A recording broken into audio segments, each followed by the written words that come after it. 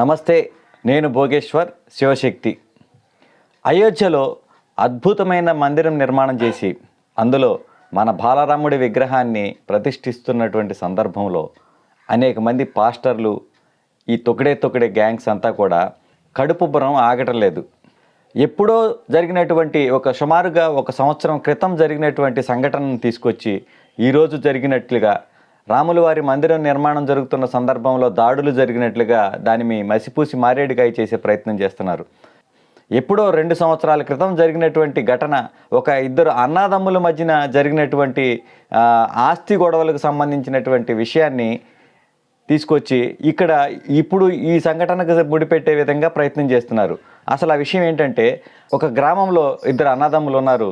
వాళ్ళిద్దరిలో ఒక అతను వేరే రాష్ట్రాలకి బతుకు తెరువు కోసం వెళ్ళిపోవడం జరిగింది. ఆ సందర్భంలో అతని అన్నదమ్ముల్లో ఒక ఇంటి భాగాన్ని అతను చర్చిగా మార్చడం జరిగింది. అతను ఎప్పుడైతే మళ్ళీ తిరిగి ఊళ్ళోకి వచ్చాడో తన ఇంటిని చర్చిగా మార్చడం అతను సహించలేక గ్రామంలో ఉన్నటువంటి కొంతమందితో వెళ్ళి ఆ చర్చి పైన తిరిగి మళ్ళీ హిందూ ధర్మానికి సంబంధించినటువంటి ధ్వజాన్ని ఎగరవేయడం జరిగింది. అది ఎప్పుడో జరిగిపోయిన విషయాన్ని తీసుకొచ్చి ఇప్పుడు ఇక్కడ జరిగినట్లుగా చెప్పి కోతికి కొబ్బరికాయ దొరికినట్లుగా అటు ఇటు తిప్పి పాస్టర్లు వాళ్ళ నెత్తినే కొట్టుకునే ప్రయత్నం చేస్తున్నారు. ఒకసారి ఈ పాస్టర్ గారి ఆవేదన చూడండి. రామమందిర నిర్మాణం చేసి దేశంలోని హైందవ సహోదరులందరూ కూడా సంతోషిస్తున్నారు, ఆనందిస్తున్నారు. ఏది ఏమైనా మత సామరస్యత కలిగిన దేశంగా దేశం బాగుండాలి. మతాల మధ్యలో ఎలాంటి వివాదం లేకుండా జ్ఞానం కలిగి ప్రజలు నడుచుకోవాలి. ఎందుకు నేను ఈ ప్రస్తావన చేస్తున్నానంటే, మధ్యప్రదేశ్లో జాబువా అనే డిస్టిక్లో ఇదిగోండి ఇలాంటి దురాగతం ఒకటి జరిగింది.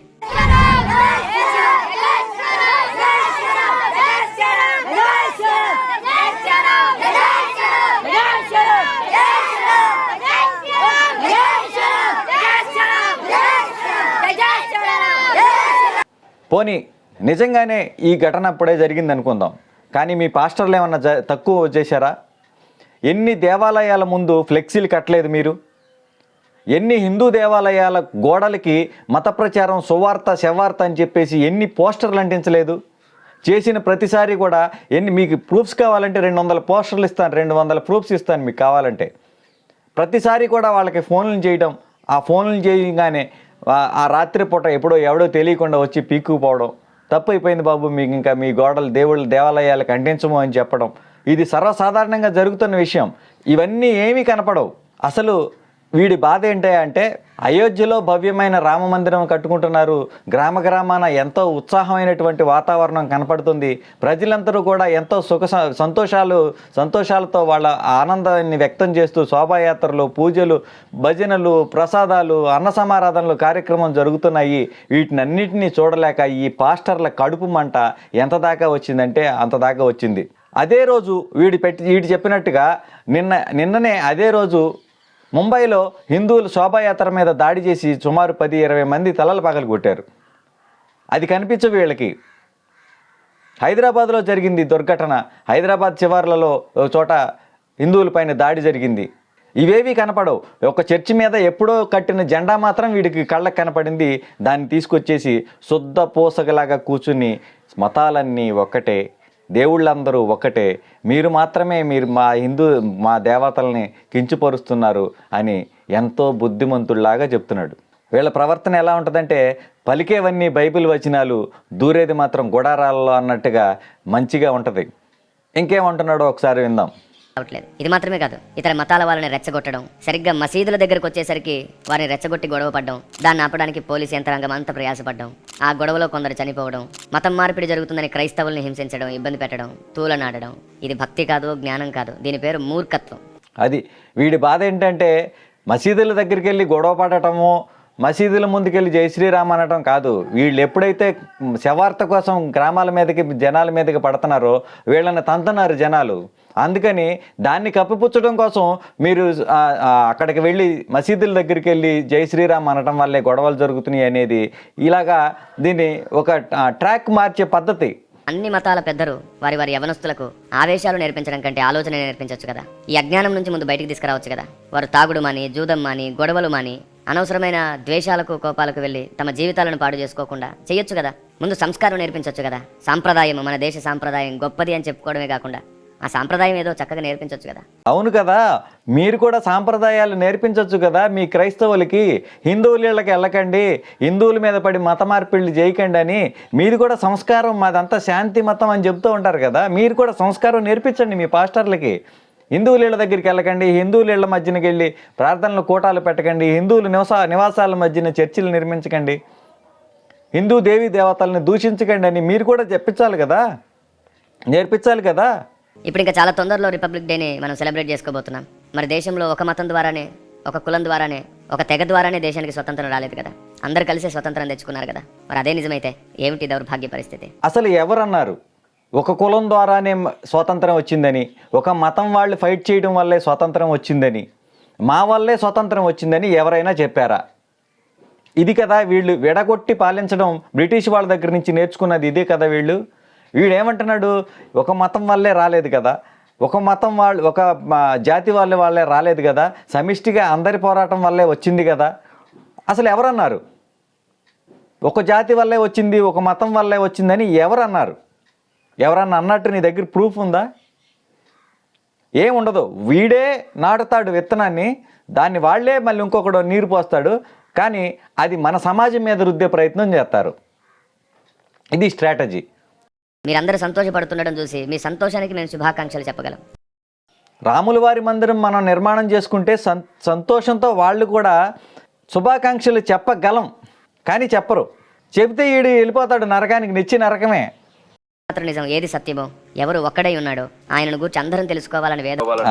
ఆ ఒక్కడు ఎవడై ఉన్నాడంటే శవం చెక్క ముక్కల మీద ఏలాడే శవం ఒక్కడే ఉన్నాడు. ఆ ఒక్కడిని మాత్రమే తెలుసుకుంటే చాలు. కాబట్టి మీరు ఈ గ్రంథాలన్నీ వేసుకొచ్చి ఒక చోటను పెడితే అందరినీ కలిపి కలగం కలిపి మనం పులిహార కలిపి ఆ పులిహారలోంచి యేసయ్యని బయటకు తీద్దామని చెప్తున్నాడు. ఏది సత్యమో, ఎవరి సత్యమో తెలుసుకోవడమే అతి ముఖ్యం. అవును, ఉంటారు ప్రతి పొలంలో కలుపున్నట్టుగా ప్రతి మతంలో, ప్రతి తెగలో కొందరు ఉంటారు. మూర్ఖులు, నోరు జారుతుంటారు, తొందరపడుతుంటారు, రెచ్చగొడుతుంటారు, ఆవేశపడుతుంటారు, తమకు తెలిసిన మిడి జ్ఞానముతో మిడిసిపడుతూ ఉంటారు. వారి నోటి మాటలు అనేకులను రెచ్చగొడుతుంటాయి, సమస్యలకు కారణమవుతుంటాయి. అసలు వచ్చిన కారణమే ఇది కదా. అసలు ఒక హిందువులు కానీ వేరే వాళ్ళు కానీ ఎవరైనా సరే క్రైస్తవాన్ని ప్రశ్నిస్తున్నారు అంటే అసలు ఎక్కడి నుంచి వచ్చింది మూలం అనేది తెలుసుకోండి.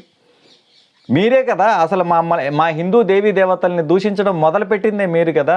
రాళ్ళని పూజిస్తున్నారు, రప్పల్ని పూజిస్తున్నారు అని చెప్పేదే మీరు కదా. విద్వేషపూరితమైన ప్రసంగాలు చేసేదే మీరు కదా. విడగొట్టడం, కుటుంబాల్లో చిచ్చులు పెట్టడం, ఒక కుటుంబంలో ఒకరిని మతం మార్చేయడం, ఆ మతం ద్వారా ఆ కుటుంబంలో అంతా రోడ్డు పాలు పడడం, ఇదంతా చేసేది మీరే కదా. విద్వేషాలు ఎవరు రెచ్చగొడుతున్నారు సమాజంలో? తప్పకుండా ఇలాంటి దురాచారాలు జరగకుండా, ఇలాంటి అజ్ఞానపు కార్యాలు జరగకుండా భారతదేశంలోని స్వామీజీలు, పెద్దలు, రాజకీయ నాయకులు తప్పకుండా యాక్షన్ తీసుకోవాలి.